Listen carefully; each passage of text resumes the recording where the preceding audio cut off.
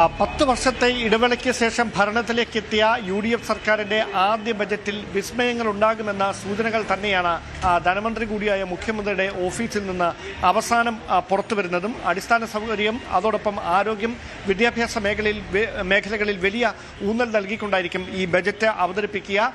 UDFന്റെ ഏറ്റവും ആകർഷണീയമായ തെരഞ്ഞെടുപ്പ് വാഗ്ദാനമായിരുന്ന ഇന്ദിരാ ഗ്യാരണ്ടിക്ക് വേണ്ടിയുള്ള വൻ തുക ബജറ്റിൽ നീക്കിവെച്ചേക്കും. അതോടൊപ്പം വലിയ കടബാധ്യതകൾ മറികടക്കാൻ സംസ്ഥാനത്തിന്റെ സാമ്പത്തിക അടിത്തറ ശക്തമാക്കാനുമുള്ള പുതിയ പദ്ധതികളും പരിഷ്കാരങ്ങളുമൊക്കെ ബജറ്റിൽ ഇടം പിടിക്കുമെന്നാണ് വിവരം. അതോടൊപ്പം ഏറ്റവും ആകർഷകമായി മാറിയേക്കാവുന്ന സ്ത്രീ സൗഹൃദ പ്രഖ്യാപനങ്ങൾ കൂടി, അതായത് KSRTC ബസ്സുകളിലെ പ്രിയദർശിനി സൗജന്യ യാത്രാ പദ്ധതിക്ക് പുറമെ മെൻസ്ട്രൽ ഡിഗ്നിറ്റി പ്രോജക്റ്റ്, അതോടൊപ്പം സ്ത്രീ സുരക്ഷാ പെൻഷൻ എന്നിവ ബജറ്റിൽ പ്രധാന ആകർഷണങ്ങളായി ഇടം പിടിക്കുമെന്നാണ് വിവരം.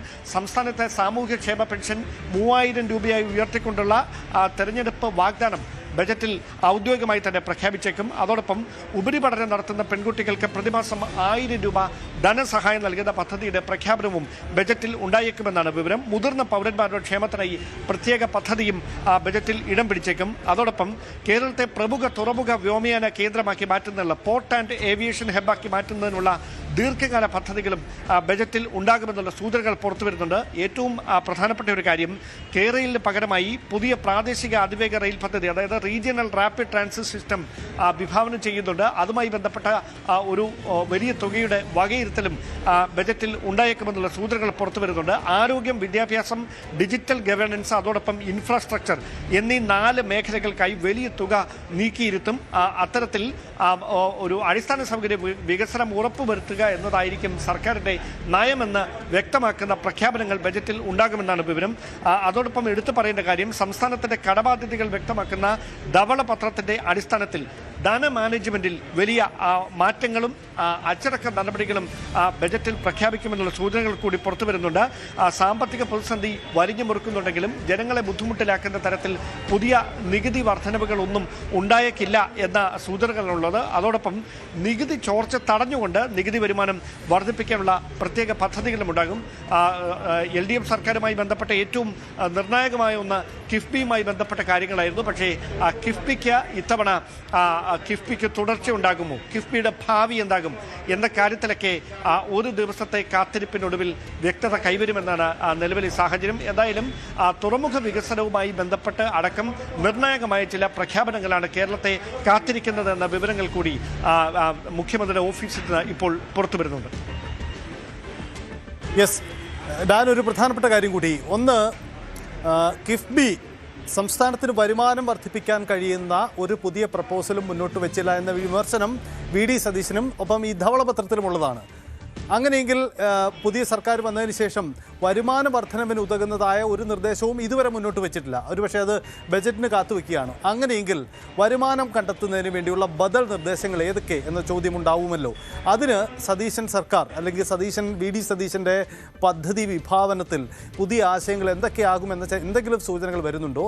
നിലവിലുള്ള നികുതികൾ കൃത്യമായി പിരിക്കുന്നതിനപ്പുറം പുതിയ ധനാഗമ മാർഗങ്ങൾ കണ്ടെത്തുക എന്ന വിഭാവനം ചെയ്യേണ്ട ഭാവനയുള്ള ഒരു പദ്ധതി, അങ്ങനെ എന്തെങ്കിലും സൂചനകൾ പുറത്തു വരുന്നുണ്ട്?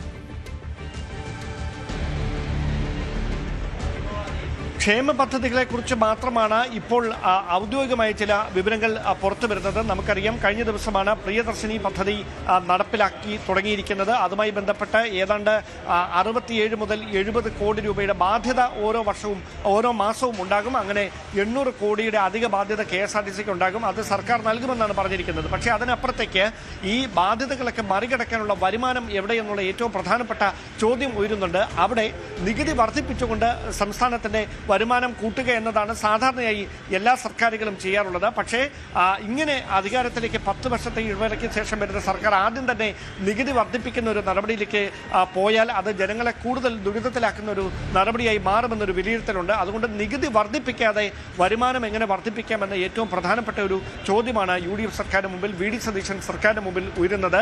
അവിടെയാണ് നിർണായകമായ ചില പ്രഖ്യാപനങ്ങൾ, അതായത് നികുതി ചോർച്ച തടഞ്ഞുകൊണ്ട് പ്രതിപക്ഷ നേതാവായിരുന്നപ്പോൾ മുതൽ VD സതീശൻ ഉന്നയിക്കുന്ന ഉന്നയിക്കുന്ന ആരോപണമാണ് സംസ്ഥാനത്ത് നികുതി പിരിവ് കൃത്യമായി നടക്കുന്നില്ല. ആ നികുതി പിരിവ് കൃത്യമായി നടന്നാൽ തന്നെ, നികുതി ചോർച്ചയ്ക്ക് നിയന്ത്രണം ഉണ്ടാക്കാൻ കഴിഞ്ഞാൽ തന്നെ വലിയ തരത്തിൽ സംസ്ഥാനത്തിന് വരുമാനം വർദ്ധിപ്പിക്കാൻ കഴിയും. അതിൽ ഊന്നിക്കൊണ്ടുള്ള ചില പ്രഖ്യാപനങ്ങൾ ഉണ്ടായേക്കുമെന്ന് തന്നെയാണ് വിവരം. അത്തരത്തിലുള്ള സൂചനകളാണ് പുറത്തു വരുന്നതും. അതോടൊപ്പം സംസ്ഥാനത്തിന്റെ പൊതുവരുമാനം വർദ്ധിപ്പിക്കാനുള്ള നിർണായകമായ ചില പദ്ധതികൾ കൂടി ബജറ്റിൽ ഇടം പിടിച്ചേക്കുമെന്നുള്ള സൂചനകൾ പുറത്തു വരുന്നുണ്ട്. നിലവിൽ പുറത്തു വരുന്ന സൂചനകൾ അനുസരിച്ചുകൊണ്ട് ഞാൻ നേരത്തെ സൂചിപ്പിച്ച പോലെ ഈ സംസ്ഥാനത്തെ ഒരു നിർണായക ഏവിയേഷൻ ഹബ്ബാക്കി മാറ്റുക, അതായത് വ്യോമയാന മേഖലയിലും തുറമുഖ മേഖലയിലുമൊക്കെ സുപ്രധാനമായ പങ്കുവഹിക്കുന്ന, രാജ്യത്തിന്റെ ശ്രദ്ധയാകർഷിക്കുന്ന തരത്തിലുള്ള ഒരു തുറമുഖ ഹബ്ബാക്കി സംസ്ഥാനത്തെ മാറ്റുക എന്നത് UDF സർക്കാരിന്റെ ഒരു പ്രധാനപ്പെട്ട നയമായി തന്നെ മാറും. അത്തരത്തിലുള്ള സൂചനകൾ ലഭിക്കുന്നുണ്ട്. അങ്ങനെയെങ്കിൽ അത്തരത്തിൽ വരുമാനം വർദ്ധിപ്പിക്കാനുള്ള, അതായത് തുറമുഖത്തിലൂടെ ഇപ്പോൾ വിഴിഞ്ഞം ഉൾപ്പെടെയുള്ള പദ്ധതികളിലൂടെ സംസ്ഥാനത്തിന് ലഭിച്ചുകൊണ്ടിരിക്കുന്ന വരുമാനത്തിന്റെ കണക്കുകളൊക്കെ നേരത്തെ പുറത്തു വരുന്നുണ്ടായിരുന്നു. അതുമായി ബന്ധപ്പെട്ട പരമാവധി വരുമാനം അത്തരത്തിൽ വർദ്ധിപ്പിക്കാനുള്ള നീക്കമായിരിക്കും ബജറ്റിൽ ഇടം പിടിക്കുക. എന്തായാലും നികുതി വർധനവിലൂടെ വരുമാനം കൂട്ടുക എന്ന ഒരു നയം ഇത്തവണ സർക്കാരിനില്ല എന്ന പ്രാഥമികമായ സൂചനയാണ് ധനമന്ത്രി കൂടിയായ മുഖ്യമന്ത്രി VD സതീശന്റെ ഓഫീസിൽ നിന്ന് അടക്കം ഇപ്പോൾ പുറത്തു വരുന്നത്. ശരി, നികുതി വർധനമല്ല ഞാൻ ഉദ്ദേശിച്ചത്. അതല്ല ഡാൻ, മറ്റൊരു കാര്യം കൂടി, സ്ത്രീകൾക്ക് നൽകിയ, വീട്ടമ്മമാർക്ക് നൽകിയ ധനസഹായ പദ്ധതി ഒരു ആശയക്കുഴപ്പത്തിൽ പെട്ടിരിക്കുകയാണല്ലോ. അത് സംബന്ധിച്ച് ഇന്നലെ CPM നിലപാടൊക്കെ പറയുകയും ചെയ്തിട്ടുണ്ട്. അപ്പോൾ ഈ പദ്ധതി തുടരുമോ ഇല്ലയോ എന്ന കാര്യത്തിൽ ബജറ്റിലൊരു പ്രഖ്യാപനം ഉണ്ടാകുമോ? അങ്ങനെ ഒരു പ്രതീക്ഷ വേണോ നമുക്ക്?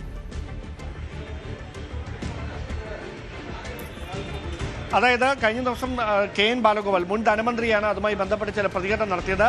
സ്ത്രീകളുടെ സാമൂഹ്യക്ഷേമം മുൻനിർത്തിക്കൊണ്ട് ഇതിനോടകം തന്നെ LDF സർക്കാർ പ്രഖ്യാപിച്ച പല പദ്ധതികൾ നിലവിലുണ്ടായിരുന്നു. അതുമായി ബന്ധപ്പെട്ട പ്രത്യേക സഹായങ്ങൾ അവർക്ക് നൽകുകയും ചെയ്യുന്നുണ്ടായിരുന്നു. 1000 രൂപ വീതം പ്രതിമാസം അത്തരത്തിൽ വനിതകൾക്ക് നൽകുന്ന പദ്ധതി നിലവിലുണ്ട്. അതിന് പുറമെയാണ് ഇപ്പോൾ ഇങ്ങനെയൊരു സ്ത്രീ സുരക്ഷാ പദ്ധതിയുടെ ഭാഗമായുള്ള ഒരു പ്രത്യേക പ്രൊജക്റ്റ് കൂടി ഉന്നത വിദ്യാഭ്യാസ മേഖലയിൽ പഠിക്കുന്ന വിദ്യാർത്ഥിനികൾക്ക് മാസം 1000 രൂപ വീതം നൽകുന്ന ഒരു സ്കോളർഷിപ്പ് കൂടി UDF പ്രഖ്യാപിച്ചത്.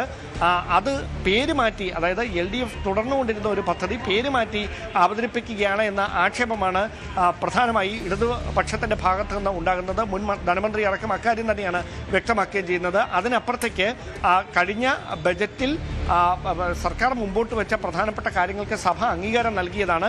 അതിനോട് എന്ത് തരത്തിലുള്ള കൂട്ടിച്ചേർക്കലുകൾ, ഭരണഘടനാപരമായി ആ കൂട്ടിച്ചേർക്കലുകൾ മാത്രമാണ് പുതിയൊരു സർക്കാർ അധികാരത്തിൽ വരുമ്പോൾ അവതരിപ്പിക്കുന്ന ആദ്യ ബജറ്റിൽ നിന്ന് ഉണ്ടാകുന്നത്. ആ കൂട്ടിച്ചേർക്കലുകൾക്ക് അപ്പുറത്തേക്ക് എന്തൊക്കെ വിസ്മയങ്ങൾ ഉണ്ടാകുമെന്നൊരു ചോദ്യം ഉയരുന്നുണ്ട്. അവിടെയാണ് ഈ സംസ്ഥാനം നേരിടുന്ന ഈ വലിയ ധനപ്രതിസന്ധിക്കിടയിൽ ഈ സാമൂഹ്യക്ഷേമ പദ്ധതികൾ നടപ്പിലാക്കാനുള്ള പണം എവിടെ നിന്ന് കണ്ടെത്താൻ കഴിയുമെന്നൊരു ചോദ്യം വലിയൊരു വെല്ലുവിളിയായി സർക്കാരിന് മുമ്പിലേക്ക് എത്തുകയും ചെയ്യുന്നു. ശരി, അതാണ് പ്രധാനപ്പെട്ട കാര്യം. എന്തായാലും വലിയ വമ്പൻ പ്രഖ്യാപനങ്ങൾക്കും സാധ്യതയുണ്ട് എന്നതാണ് ബജറ്റ് നൽകുന്ന സൂചന. കാരണം സർക്കാരിനെ സംബന്ധിച്ച് രാഷ്ട്രീയ കാരണം കൂടിയുണ്ട്. 10 വർഷത്തിന് ശേഷം സംസ്ഥാനത്ത് അധികാരത്തിൽ വരുന്ന ഒരു സർക്കാരിന് കൈവയ്ക്കാൻ കഴിയുന്ന ചില മേഖലകളുള്ള ഇടപെടലുണ്ടാവാം. ഒരു കാര്യം കൂടിയുണ്ട്, കിഫ്ബിയുടെ അവസാന കാലത്തെ ചില തീരുമാനങ്ങൾ, സർക്കാരിൻ്റെ PR വർക്കിന് വേണ്ടി പണം ചെലവഴിച്ചു എന്നടക്കമുള്ള തീരുമാനങ്ങളിൽ ഒരുപക്ഷെ ചില അന്വേഷണ പ്രഖ്യാപനം പോലും നടന്നാലും അത്ഭുതപ്പെടാനില്ല. അതാണ് നമുക്ക് പ്രതീക്ഷിക്കാനാവുന്നത്.